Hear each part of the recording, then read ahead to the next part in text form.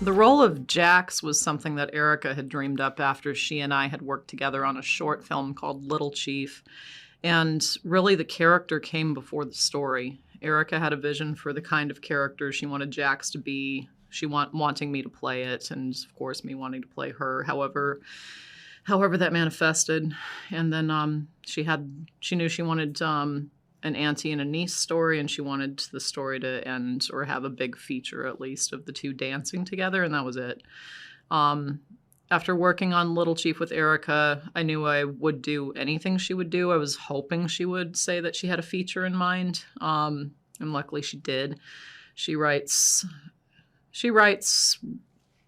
in such a beautiful way that, actors, when we get a script like anything Erica writes, we're just chomping at the bit to do it because it's so layered. It's not overdrawn. It's a lot of room for you to fill in on your own. But when I did get the final script and saw what this idea of a character would become that I always knew I would play, it was one of those moments where you get a script and you're just locked in from page 1 to page 92 or whatever the page count was originally. And I was so drawn into it. It's one of the screenplays that has stayed super true to the original read, to every frame that you see in the film, because it was just so crafted. It was so built with love. It was so specific. And Jax, who she ended up being, I was so relieved to see that this character was not a model minority, had flaws, had clearly a backstory that she had worked really hard to overcome, to do better for her family, for her niece, and kind of struggled with that. And I loved the sort of reluctant return into the belly of the beast that she had clearly, in a previous time before we meet her, had crawled her way out of, but for what's necessary in the given circumstances in their world, going back in for the love of her sister, and then, of course, for the love of her niece. The relationship between Jax and Roki, I thought, was such a great love story that we rarely get to see. It's the commitment to family, to continuity of culture, and to just keeping these two together. It was really moving, and one that is very understood and very universally felt, but you rarely get to see and experience in film. So I was really excited to go on the entire journey. And then for the whole time, just curious, who's going to be Roki? Who's going to be our Roki? Who's going to be our Roki? And Isabel came across her desk for a different project and ultimately was a little young for that one, but read perfectly for the age of Roki, and carried the kind of sophistication that was necessary to really land the subtleties and the nuances and the maturity that Roki needed to have.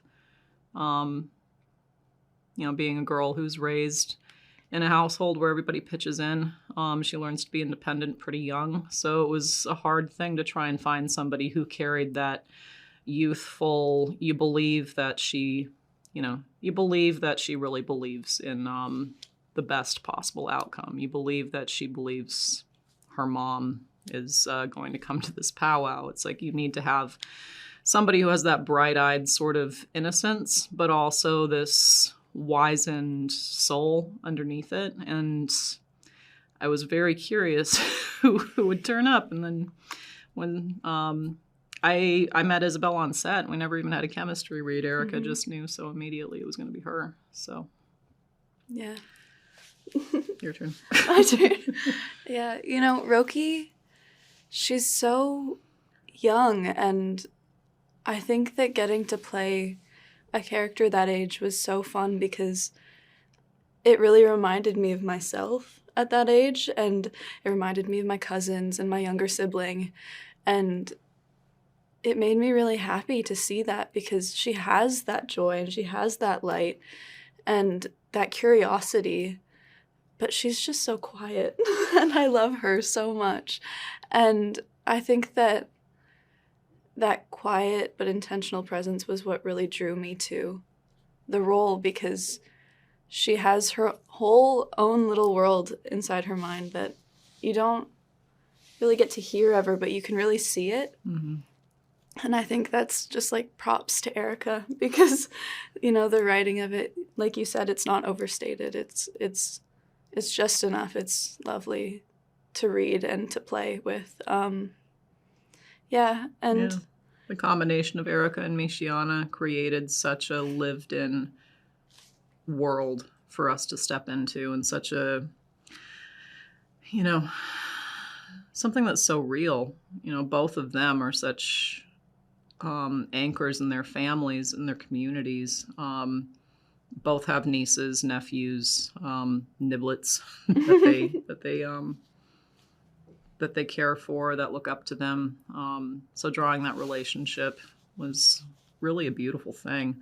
I loved how genre it was too. Mm-hmm. Like getting the script, knowing that Erica and Michiana, even though her writing was new to me, could create this world that was very minimal in a lot of ways, not demonstrative, just everything was created and allowed to be, but also that it's had a genre element. It had intrigue. It had suspense.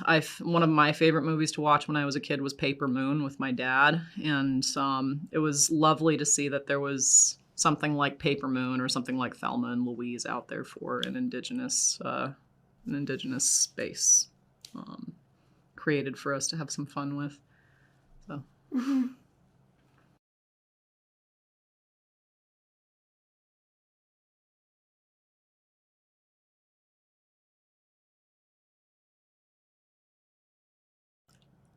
I'm so grateful that this film is going to have the reach that it's going to have, because I think a lot of the themes in it, I think a lot of elements of the world that we meet these characters living in, a vast number of people worldwide will understand it, will resonate with it, will see themselves in it in some way. And then also it will help focus a lens that there's been recent interest, like just coming out of having this beautiful season and reception for Killers of the Flower Moon, knowing that Fancy Dance is going to sit on the same platform, is going to queue up after an audience watches Killers of the Flower Moon, and has been given this gift of this family of Indigenous women that love each other tremendously, that suffered incredible atrocity. And I think watching that film, audiences who do fall in love with the Kyle sisters, who do fall in love with the Osage family and the characters in that, are oftentimes left wanting to spend more time in that world, wanting more answers, wanting more of that. And then having Fancy Dance queuing up right after it, 100 years later, taking place in the same land, same issues that haven't gone anywhere. Missing murdered Indigenous peoples did not start in the 1920s in the era of Killers of the Flower Moon, and it certainly hasn't gone anywhere. It's something that touches every Indigenous life, and it's one of the bigger issues for us. It's something we all have an awareness of. You'd be hard-pressed to find any Indigenous person that doesn't know a missing or murdered Indigenous relative. Yet it's still shocks people when they learn about it. So also, learning about how different elements of our history have also not gone anywhere. I hope audiences get a glimpse into a world that they maybe are unfamiliar with, but will feel familiar. That's how you build empathy. That's how you understand your place in the world and understand other people's place in the world. It'll expand the lens of what people know is possible. Mm-hmm. And what I think is so great is that Jax and Roki and their stories, and even just the way that they are, it's so real and it's so lived in because these stories are so real. And, you know, so many people, even just in North America, you know, we're on Indigenous land, and so the fact that so many people are still so unaware of these stories and, you know, how close to home they are, I think this film gives people an opportunity to actually do that work and do that learning, and I just hope that after watching it, they just want to learn more, and there's that desire to put in the work because, you know, it's happening all around us all the time. And yeah, so I'm just very grateful to be a part of it.